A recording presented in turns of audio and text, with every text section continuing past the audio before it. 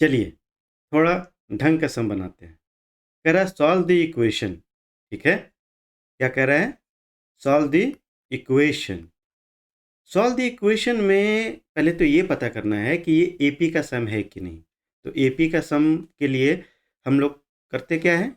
हम लोग करते हैं A2 माइनस A1 करते हैं। नहीं, देखते हैं ये -1 और माइनस -4 तो कितना होगा? ये आपका मिला 3 मिला। ठीक, फिर 2 माइनस -1 क्या मिला? 3 मिला। यानी पक्का एपी का सम है। क्यों? क्योंकि हमारा ये कॉमन डिफरेंस जो है ये सेम आ रहा है। ठीक है, जब कॉमन डिफरेंस जब सेम आ गया है यहाँ पे, तो अब डायरेक्ट हम लोग अप्लाई करेंगे, एस एन अप्लाई करेंगे, that is sum to N terms. तो let us apply sum to N terms. तो सम टू एन टर्म्स क्या होगा? n by two, n by two, 2a plus n minus 1 into D. ठीक, ये हो गया आपका सम ऑफ एन टर्म्स जो कि दिया हुआ है 437। उसमें x भी है, x को अभी कुछ छेड़ते नहीं है। क्यों? क्योंकि हमारा x जो है यहाँ पे x इज इक्वल टू क्या है? लास्ट टर्म है ना। तो लास्ट टर्म क्या होगा? a plus n minus 1 into d, n minus 1 into d. अगर अगर हम a तो पता हो गया, d भी पता है, अगर n निकाल लेते हैं तो इसमें पुट करके हम x निकाल लेंगे। ठीक, अब समझ गए हैं? चलिए तो हम करते हैं एस एन का फॉर्मूला हम शुरू करते हैं। तो come on let's start. n by to, जल्दी जल्दी हम लोग करेंगे। 2a यानी 2 इंटू ए इज योर -4। चलिए -4 plus n minus 1 into D. D कितना हो गया? डी आपका 3 हो गया 3। ठीक, इज इक्वल टू योर 437। अब देखिए कैसे सॉल्व करते हैं। यानी लेट्स स्टार्ट फ्रॉम हियर, यहाँ पे स्पेस है तो n बाई टू हो गया -8। ठीक, और plus 3n minus 3 is equal to 437। n multiplied by कितना हो गया? -8 और -3 ये हो गया -11 plus 3n is equal to 437 into 2। तो कितना हो गया यहाँ पे? देखिए तो 3 दूनी 6, 1 7 और 4 दूनी 8, 874। चलिए कोई बात नहीं है। -11n plus plus 3n square is equal to 874। थोड़ा सा अरेंज करते हैं तो आ गया आपका 3n square minus 11n minus 874 is equal to 0। अब आप लोग जानते हैं कि इसको कैसे सॉल्व करेंगे? बाय मिड टर्म फैक्टर से।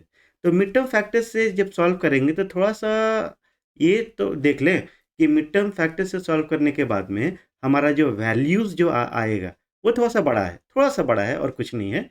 तो चलिए हम लोग इसको सॉल्व करते हैं। 874 और ये 3 है ना, इंटू 3 इसको फैक्टराइज करेंगे। तो 874 को अगर आप फैक्टराइज अगर आप कीजिएगा तो क्या मिलेगा रिजल्ट? तो 2 इंटू 19 और इंटू मिलेगा आपका 23 इंटू, और ये 3 है, यानी 2 इंटू 19 इंटू 3 ये हो गया आपका 874। 19 से जाएगा।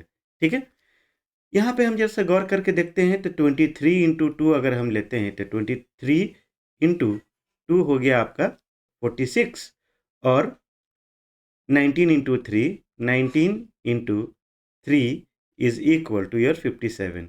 मतलब 46 और 57 को जब सब्ट्रैक्ट करेंगे तो बीच वाला टर्म हमारा -11 आ जाएगा। इसमें सॉल्व करते हैं। 3n स्क्वायर माइनस 11n लाना है ना, तो -57n प्लस कितना? 46n minus 874 is equal to 0। Let us solve over here. आ जाइए हमारा, अगर 3 अगर कॉमन 3n कॉमन अगर लेंगे तो क्या निकलता है? 3n कॉमन लेने पे हमारा निकलेगा n माइनस 19 और प्लस 46 अगर हम कॉमन लेते हैं तो n माइनस 19 यहाँ भी निकलेगा इक्वल टू 0। यानी n minus 19 into 3n plus 46 is equal to 0। Product of two number equal to 0, तो 3n + 46 इक्वल टू 0 लेंगे तो n का वैल्यू जो है वो माइनस में आएगा, विच इज़ नॉट परमिसिएबल। यानी कि n - 19 इज इक्वल टू 0 लेते हैं तो n इक्वल टू 19 हमारा नंबर ऑफ टर्म्स पॉजिटिव में आ गया। तो n का वैल्यू 19 आ गया। क्या बोले थे हम? यही बोले थे कि अगर n का वैल्यू अगर निकल जाता है तो आप x का वैल्यू आप तुरंत आप निकाल सकते हैं। तो x का वैल्यू हम निकालते हैं। आ जाइए, यहाँ पर a का वैल्यू कितना था? -4 ना, तो -4 plus n is your 19, n is your 19, तो 19 - 1 इज योर 18, 18 इंटू d कितना? d हो गया 3। देखते हैं, यानी -4